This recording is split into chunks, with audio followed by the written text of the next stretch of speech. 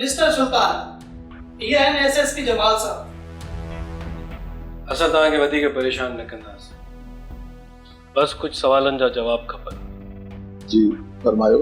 तव्हांजूं रिपोर्टूं हितां जूं त सभु बहितर आहे, पर हितां खां ॿाहिरि तव्हांजी का रिपोर्ट बहितर न आहे ऐं नतीजो अव्हांजे साम्हूं आहे।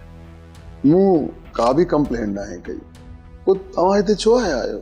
तव्हां बिजनेसमैन त आहियो, पर हिकु तमामु बहितरीन शहरी बि आहियो। तव्हां ते हमिलो थियो आहे, असांजो त फर्ज़ आहे तव्हां ॾे अचणु।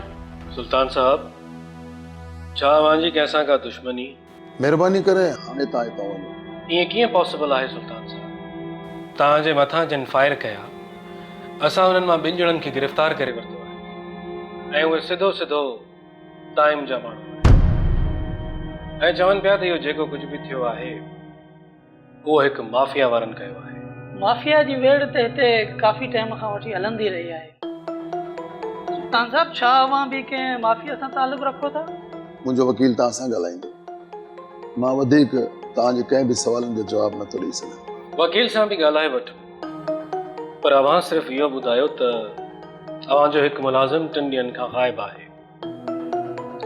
मुंहिंजो मतिलबु आहे त वाजिद अली ख़ान जी कंपनी जो IT हेड मिस्टर बिलाल गुज़िरियल 3 ॾींहंनि खां मिसिंग आहे, जिन जे घर वारनि मिसिंग हुजण जी पिणु कंप्लेन कई आहे, पर अव्हां या वाजिद अली ख़ान पारां कंहिं बि क़िस्म जी का कंप्लेन न आई हुई।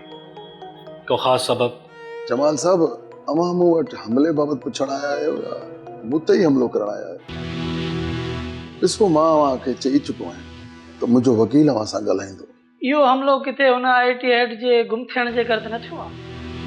मुंहिंजो मतिलबु त हिन में का दाइम जी इन्वॉल्वमेंट। प्लीज़ SSP साहब, तव्हां महिरबानी करे हितां वञो, मूंखे डिस्टर्ब न कयो। ओके सुल्तान साहब, पर अव्हां इहो बिल्कुलु बि न सम्झी त असांजी तव्हां या वाजिद अली ख़ान ते का नज़र न आहे। तव्हां ॿई असांजी नज़रुनि में आहियो।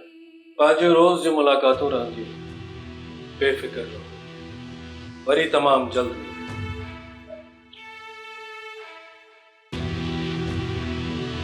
वरी मुलाक़ात थींदी ऐं बहितर अंदाज़ में थींदी।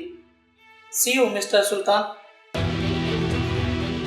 सब्सक्राइब कयो असांजो official YouTube channel Sindh TV HD drama ऐं वधीक अपडेट लाइ बेल आइकन खे क्लिक करियो।